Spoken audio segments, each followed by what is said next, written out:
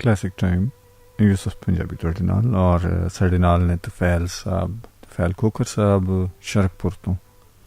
तफैल जी बहुत मेहरबानी, सलामत रहो, खुश रहो, आबाद रहो, तुहाडा आना बहुत चंगा लगा। अच्छा, कदी कदी ऐसी कैफियत जिन्होंने शायद बयान नहीं किया जा सकता,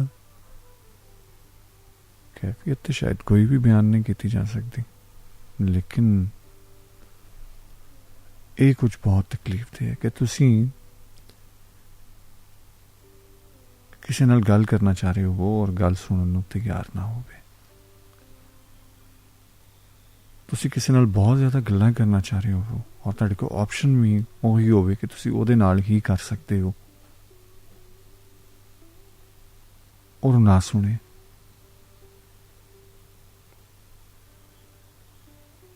तुहाडी जिंदगी दे विच बहुत सारे ऐसे लम्हात आने ने जदों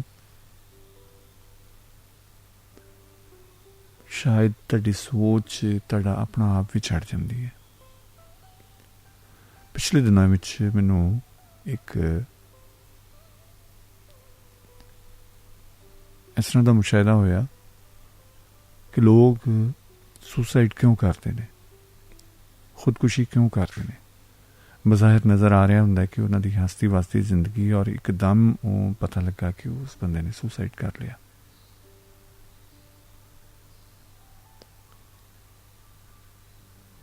शायद ਇਹਦੇ ਵਿੱਚ बहुत सारे ऐसे एलिमेंट ने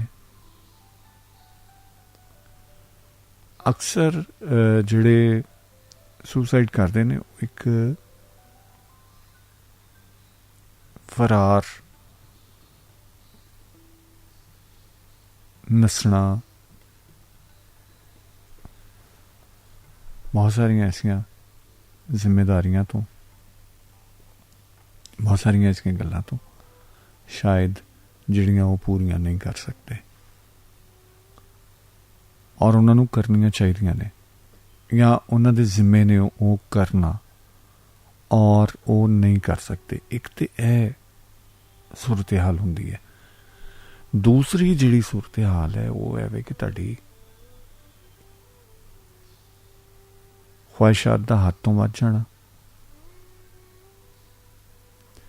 वसाइल दा बिल्कुल ना होना और मसाइल ही मसाइल होने। तीसरी कैफियत जिहड़ी है जदों तुसी कुछ समझ नहीं पा रहे होंदे कि करना की चाहिए और इहदे नाल ही एक कैफियत रलदी मिलदी है, इंतकामी कैफियत जिहड़ी है।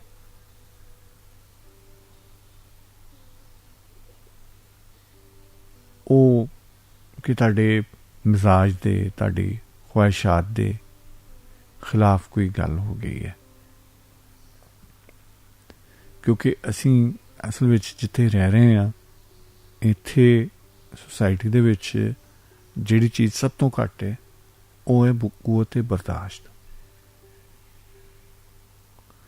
असी बहुत जल्दी हाइपर हो जाने, बहुत जल्दी गुस्से च आ जाने, बहुत जल्दी साडा ब्लड प्रेशर हाई हो जाता है। बहुत सारिया चीज़ों का अमल दखल ये है।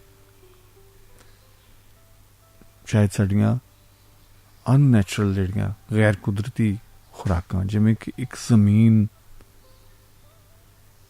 तानू एक किले विचों तुसी फर्जी तौर पर, एक मिसाल के तौर पर एक किले चों तुसी 10 मन अनाज हासिल करते हो, उसे विचों ही तुसी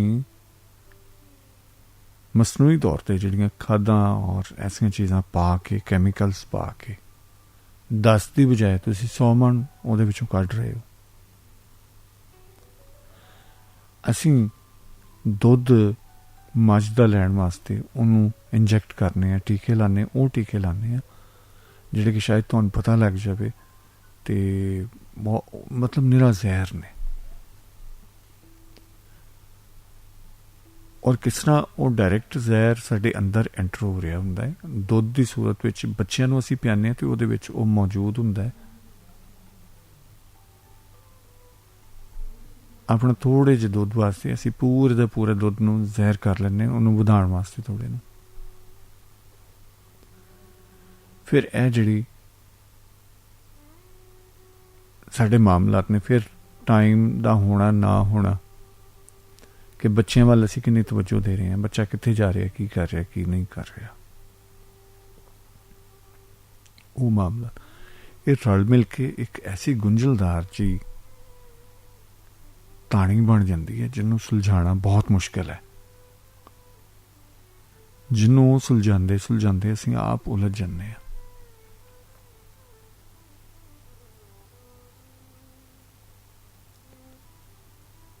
ਔਰ ਹੁਣ ਇਹ ਥਰਡ ਵਰਲਡ ਦੇ ਵਿੱਚ ਜਿਹੜਾ ਤੀਸਰੀ ਦੁਨੀਆ ਦੇ ਵਿੱਚ ਜਿਹੜੀ ਕੈਫੀਅਤ ਜਾਰੀ ਹੈ, ਬੜੀ ਇੱਕ ਖਤਰਨਾਕ ਹੈ। ਇਸ ਹਵਾਲੇ ਨਾਲ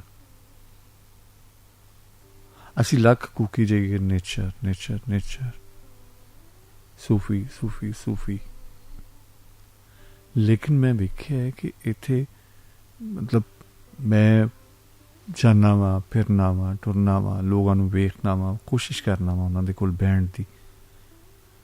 ਬਜ਼ਾਹਿਰ ਅਸੀਂ ਬੜਾ ਅਮਨ ਸ਼ਾਂਤੀ ਦਾ ਜਿਹੜਾ ਪੈਗਾਮ ਦੇਣ ਵਾਲੇ ਨੇ, ਉੱਥੇ ਜਾ ਕੇ ਤੇ ਬਹੁਤ ਜ਼ਿਆਦਾ ਮਾਯੂਸੀ ਹੁੰਦੀ ਹੈ ਕਿ ਉੱਥੇ ਅਮਨ ਸ਼ਾਂਤੀ ਸਿਰਫ ਚਾਹ ਰਹੇ ਨੇ ਜਿਹੜੇ ਉਹਨਾਂ ਦੇ ਮੰਨ ਰਹੇ ਨੇ, ਉਹਨਾਂ ਦੇ ਨਾਲ ਨੇ, ਉਹਨਾਂ ਦੇ ਗਰੁੱਪ ਦੇ ਨੇ। ਬਾਕੀ ਤੇ ਉਹ ਕਹਿੰਦੇ ਨੇ ਕਿ ਸਾਰੇ ਦੇ ਸਾਰੇ ਮਰ ਜਾਣ। ਫਕਰ ਤੇ ਇਹ ਵੇ ਕਿ ਕੁੱਲ ਦਾ ਭਲਾ ਮੰਗਣਾ, ਕੁੱਲ ਦੀ ਖੈਰ ਮੰਗਣੀ।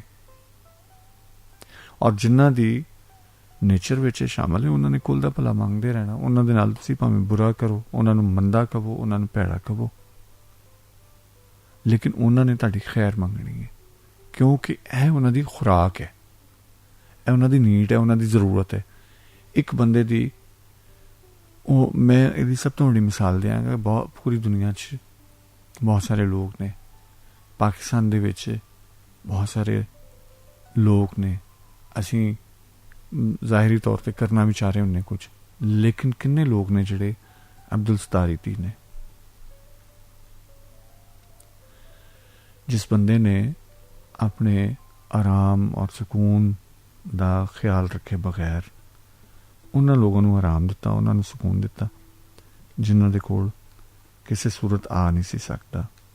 ਉਹਨਾਂ ਲੋਕਾਂ ਨੂੰ ਸੀਨੇ ਨਾਲ ਲਾਇਆ ਜਿਨ੍ਹਾਂ ਨੂੰ ਕੋਈ ਨਹੀਂ ਸੀ ਲਾਉਂਦਾ। ਇਹ ਜਿਹੜੀ ਕੈਫੀਅਤ ਨੇ ਅਸਲ ਵਿੱਚ ਉਸ ਬੰਦੇ ਦੀ ਨੀਡ ਸੀ, ਉਸ ਬੰਦੇ ਦੀ ਜ਼ਰੂਰਤ ਸੀ। ਉਹ ਬਾਈ ਬਰਥ ਹੀ ਇੰਝ ਦਾ ਸੀ।